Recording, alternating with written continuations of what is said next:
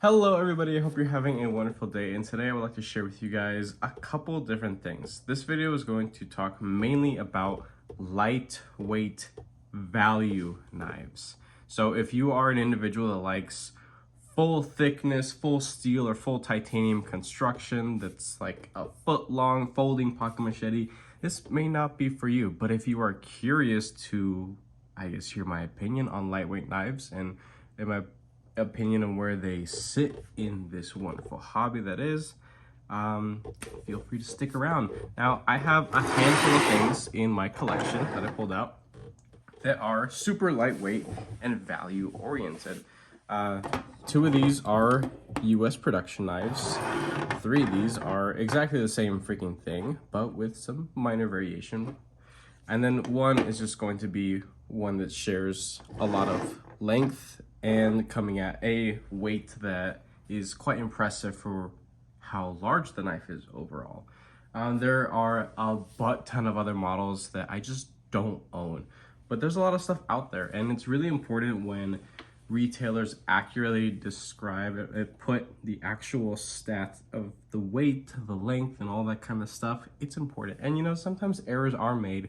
I've noticed on Blade HQ, it happens more often than I wish it did, but it's not the end of the world, realistically.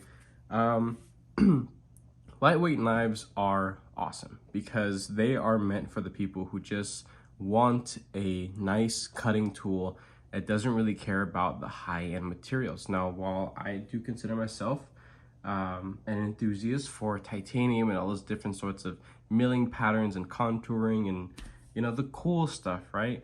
This is the kind of stuff that's going to attract the people who may not be willing to spend enthusiast levels amount of money and just want a good, solid working tool. Now, trying to talk to somebody about US production versus Chinese production, sometimes it's a hit or miss. Doesn't matter how patriotic someone is, when you talk about the difference in price, that's where you tend to lose a lot of people. So we're gonna stick these off to the side real quick. And we could just talk about the simpler Chinese made knives, right? Just these four right here. Now, we'll stick this guy off to the side because that's a larger one. And we could talk about this. This particular model is going to be the highlight of this video. And I'm actually going to talk about how CJRB is actually releasing a plus, or a large version of the Pyrite Light. Supposedly it has a 3.7 or 3.8 blade length, and it's almost a whole like inch and some change longer overall, which to me, that's awesome. I've never really been an advocate for large knives. I like things a little bit more compact, but now that I don't have the type of working environment where I need to be mindful about the knife size that I carry, and I could just kind of carry whatever the hell I want now, within reason, of course. I'm still not going to spend my money on an Espada XL from Cold Steel. It's not ever going to happen. But for somebody who just needs a compact and appropriately sized, non-visually aggressive knife, the Pyrite Light is honestly top tier gold. It's valuable. It's you can find them between $30 and $40. The base model, which would be the one right here in the middle, it's $30. There's even one that has a satin blade without the coating, the PVD coating, and there's also a tumbled stone wash, which is beautiful, and I want to impulsively buy it because I love CJRB's execution of their tumbled stone wash. I think it's awesome. But for what you get here, and every once in a while you can actually find this for a couple bucks cheaper on Amazon. I think I've seen it as low as $27. For $27, this blows damn near everything that is a reasonable comparison out of the water. I have made a full length video and I've shown this particular unit off many times in the past. But I'm just bringing it up again because I believe it needs that much more attention, but also bringing along other stuff to talk about, that if you just are tired of seeing this thing and you want something bigger, Well, you're in luck because CJRB is actually going to be bringing out something that's a little bit lengthier, a little bit more hand-filling, and I believe with a little bit more extra security. CJRB has made a little integrated locking system that can help in the open position and the closed position, which is rather interesting. I'm very curious on how that locking mechanism is going to fare up against typical daily use and maybe slightly harsher use as well, because that's important. You may find yourself in a situation where this is all you have and you may need to push it a little bit harder than you are comfortable with. So having an added extra little safety measure is pretty darn important, and I hope that their design actually works. I hope that it's well received in the community. I am expecting to get one as well whenever they become available, and if I love it, chances are I'm probably going to buy multiples of them, because just as I own multiples of this light variation, there's a reason why. Like, I didn't get these for free. I actually bought multiples on my own because I love it so much, and it's just so freaking cheap. So as low as $27 to like $31 at the most that I've ever seen it, and you're getting a 9CR, the AR RPM 9 blade material, which is, I mean, I guess comparable to 9CR 18 MOV, but it's a budget blade material that is pretty darn good. It's impressed me quite a bit. I've sharpened it many times, and even on other budget models from CJRB, it's good steel. It's good to go. I have realistically no legitimate complaints against this steel. I don't give a shit about any of the controversy in the past that has happened with the steel, with the misinterpretation of what it was meant to be when it was first debuted in the earlier days of CJRB. I don't care. For what it is, it's good, it's executed well, and they can get it where it's stupid thin, and you can put a 16-degree edge on there, and it's just a folding pocket laser beam. It's awesome. So now the PVD coating that's on here, I am not the biggest fan of it. Now, I think black blades look cool, but realistically, this is a blade that has been well used and borderline abused. All these marks and the polish that is there, that's not actually supposed to be there. It's supposed to be a matte finished blade, but because of how abrasive all the different things you can cut with are, this is how the blade is supposed to look. This is a much newer blade, and you could see how polished that PVD coating has become through average use, essentially. So if you're not a fan of how that looks after some time, and you can even see on this example right here, that polished streak sweeping up there, that's not oil, that's not a stain, that's nothing, that's the actual PVD becoming a little bit of a finer finish there. And with that being said, chances are it may rub off completely for all I know, but I haven't gotten there yet. It's like, remember those Tootsie Pop commercials, getting to the center of the Tootsie Pop? It's like trying to get past that PVD coating and see that raw steel underneath. That's not my goal by any means, but it would be interesting to be able to record the progress through the months and years that I have this particular model. If I don't lose it or break it, or something happens to it and I just get rid of it or give it away or something like that. Sometimes I have the impulse of giving stuff away to coworkers or family members. It happens. I know plenty of you guys out there are generous individuals that when you have something in your collection that you're just like, I don't mind losing it. And I think that by giving it to this person, it may cause quite a bit of joy in their life, and the thought of that actually makes me happy. So giving stuff makes me happy as well, and I'm actually going to be gifting this. This was the most recent one that I bought, and I was like, oh cool, I got the light gray or the white FRN one, and I did the teal or dark teal scale dye job on here.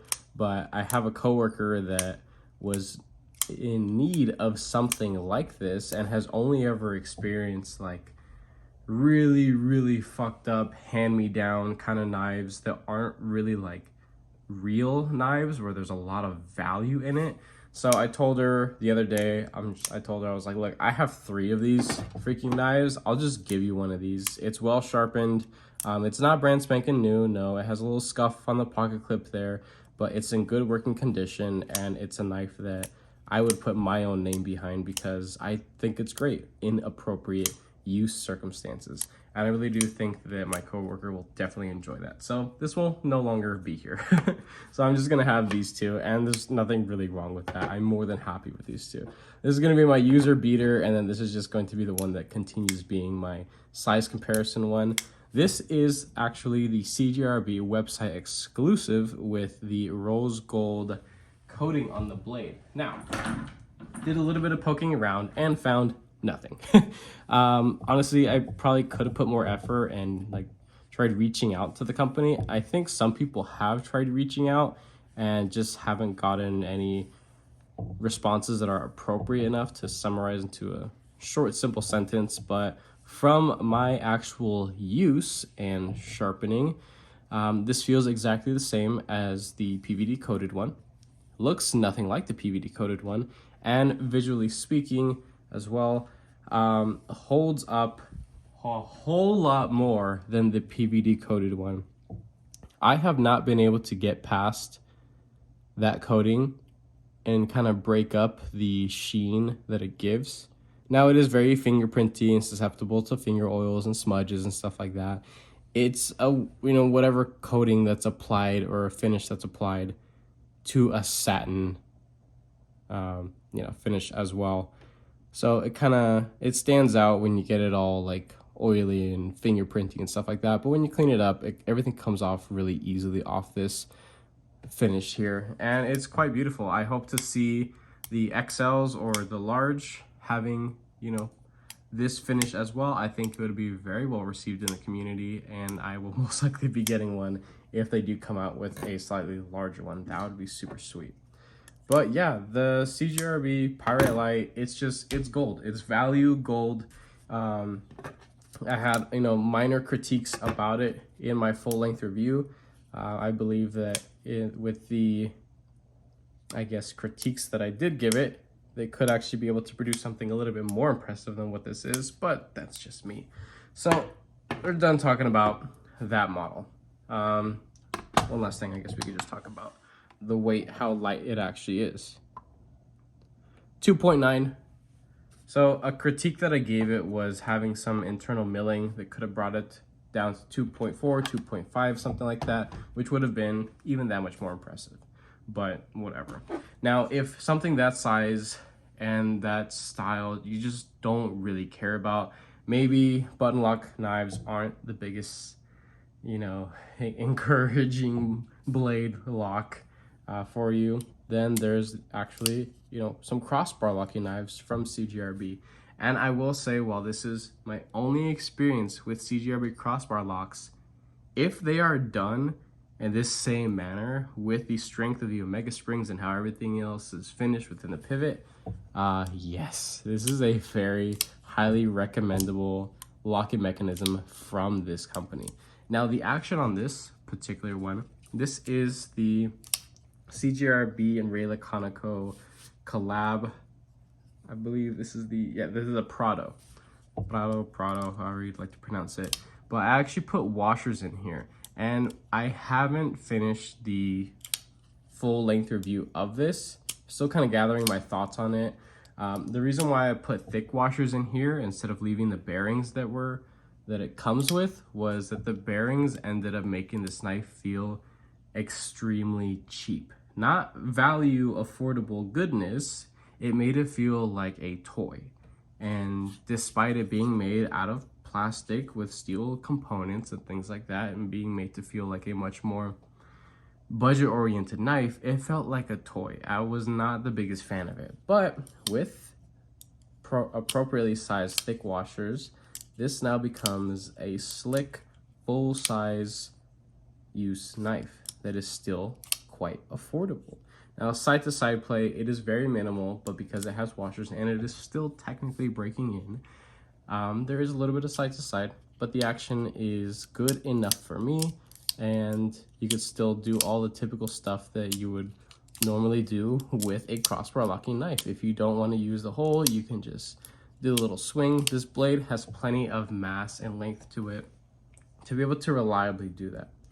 The shape overall, I'm not really the biggest fan of it, but it's an easy fix if I decided to do so. Really just grind down the tip a little bit to bring the tip a little bit lower. But the handle profile, the light jimping on the spine, just how it kind of swells back here and narrows up here. This is a shape that I actually really do enjoy, and I think a lot of other people that haven't had this should probably give it a chance. Currently, right now, I think this is the first day of Blade Show West, and CJRB, I'm sure, is going to be coming out with a butt ton of more models with their crossbar lock, and I hope with all my heart that they continue making their crossbar locks with this much strength behind it, because these things are pretty darn solid, and I'm very happy to report that I am satisfied with the strength of this crossbar lock. Now, you can't adjust it like a lot of other companies are doing. There is room to include adjustment within there, but they didn't do it. Not the end of the world. I hope with the future models that they do start including that. This has full steel nested liners, but they are heavily skeletonized for weight relieving. 3.5. This is a lot of blade for 3.5 ounces. So that's why out of my collection, I thought it was worth pulling this out to share with you guys.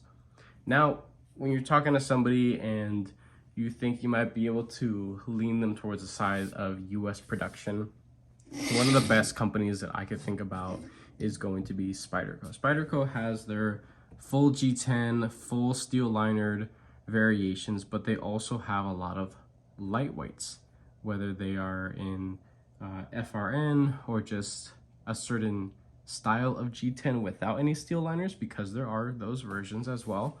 Like the Native 5, comes in all three different variations. They have the FRN, they have the proud steel linered version, and then they also have just the thicker slabs of G10 models as well as the Manix 2 lightweight.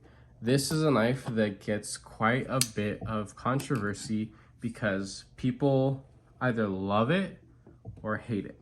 Well, I have experienced the full thickness Manix 2. It's awesome. I think it's absolutely a wonderful knife. But the fact that this weighs just at 3 ounces or maybe a hair under, and you have a full size knife with cool blade material and, a very comfortable ergonomic handle, that's something that really knocked my socks off. And that's why this is here versus the full thickness one, because I personally find the value in it. So Spyderco is awesome because they cater to everybody that wants the extra weight, the extra, sag in the pocket, if you really want to think about it that way. But they also cater to the people that want to maximize the usability and minimize the weight, which is sick. And these are still quite durable knives with appropriate use. And that's something that is going to differ between owners, right? Appropriate use is different between everybody. If you're a rancher or you work in an office setting, so maybe just a stay-at-home individual and you don't really do anything. But it's all over. Typical standard day-to-day use is going to vary between individuals, and that's completely all right. But you do need to know what you're buying and understand where you're going to be applying this tool to. So the Native 5 is like all around, in my opinion, because of how small and dense and thick the FRN is, and the way that it's structured on the inside adds a lot of rigidity and keeping it at an insane weight. Take the weight on this guy as well. I should have it memorized by now because I've had it for such a long time, but I don't. 2.5. So for 2.5 ounces, which basically weighs just a handful of feathers, in comparison to, other stuff that's around this size with maybe micarta or G10 or steel liners, whether they're inset or proud, doesn't really matter. This thing is an absolute value-packed powerhouse of a US production blade. Now, it is small. Yes, it is small and technically very compact. But you know what? There's one called the Native Chief if you want something that is basically a folding kitchen knife. That's an option as well that's constructed just as well as this one. But the Native 5, it's simple, it's easy, it's cheap, dare I say, for US production knives. Now, what's a little odd, and maybe one of you wonderful individuals can help me, I guess, understand this. Why the hell am I always finding Native 5s, brand new, sprint runs, or even used, more expensive than the Manix 2? I don't know. There are a couple little things that I could think about that could, be the reason as why the difference, but it's typically only like a $15 to $25 difference when it comes to brand new. Like, if these were both the exact same color, the exact same steel, and they were released at the exact same drop, the Native 5 would be more expensive by $15 to $25. I don't know why. It's something that I have a difficult time wrapping my head around it. There are a couple little things that I could think about that could offset the price, but I'm thinking that maybe just the Manix 2 is a little bit higher in sales, so they're able to produce more of them potentially and saving over a longer period of time. I'm bringing that savings down to the actual consumer, you and I. I don't know. That's one thing that I could think about potentially, but both of these are freaking awesome. Manix 2s, the lightweight ones, you can typically always find one. Like, I got this one brand new for $135. That's pretty freaking sweet. This guy, I got it brand new. While this is technically a hybrid of two different variations, it was a little closer to $150, maybe a little bit more than that. And I think it was from Blade HQ, and then the other portion of it was from like eBay. But altogether, it was, essentially, because I don't think there's lightweight DLC M4s. They don't exist as far as I know. The DLC M4 blades only came on a couple sprint runs, and these FRN scales were actually from, I believe, an S90V, an uncoated S90V blade. So that's this little hybrid one. So you're not gonna find this exact one as far as I know. This one, it comes as is. It used to be white. This was a GP Knives exclusive. I did the little RIT dye job there. It came out interesting. I like it. It fits me, right? It's my color scheme, blue. But yeah, that's really it. So I just wanted to talk about lightweight knives and what my idea is with them. And their positioning within the market. I think they are here to stay. Not going to be going anywhere anytime soon. If you don't like lightweight knives, boo-hoo. They're for people who are not like you and would like something just simple and affordable and not to bring down their pants. Now, me personally, my collection ranges all over the place. This is really the lightest knives that I have. But I have like 20 something other knives that weigh like double what these are. And it doesn't bug me. There is almost never a time where I'm like, because of what I'm wearing, I really should grab one of those lightweights. No, not often. I just throw in whatever I have, whether it's a million degrees out here or I'm wearing sweatpants. It doesn't really matter. Everything that's in my collection, it fits for me, and I'm willing to deal with the weight and the size and the design if I'm grabbing it out of my case. If I want to carry my freaking this freaking ton of a knife, if I wanted to carry this freaking thing around, this pocket brick right here, this is a full titanium MSI with original goat scales. These things are awesome. I would definitely need to wear appropriate pants, right? This isn't gonna be for basketball shorts because it's just not a good combination. But the average jean or sweatpants or working pants, this would be just fine. So I mean, this was all just really a little rant of what I think about lightweight knives are, what purpose they serve within the hobby. Absolutely, the kind of people that would enjoy stuff like this, whether it's enthusiasts or just utility. Realistically, all these guys are just utility based with a little sprinkle of enthusiast elements, whether it's premium blade materials, design collaborations with wonderful designers out there, or just, you know, something a little special visually speaking. So let me know what you guys think about lightweight knives. Do you carry a hard to use fixed blade and dual carry a 5th pocket lightweight? Like, let me know what you guys think about this particular topic. I want to know. So, but that's pretty much it. If you like this video, go ahead and leave a like down below. If you are subscribed, thank you so much. I appreciate all your support and your patience, of course. If you're not subscribed, please consider subscribing because I have plenty more videos and content coming your guys' way. With that being said, I hope you have a wonderful rest of your day.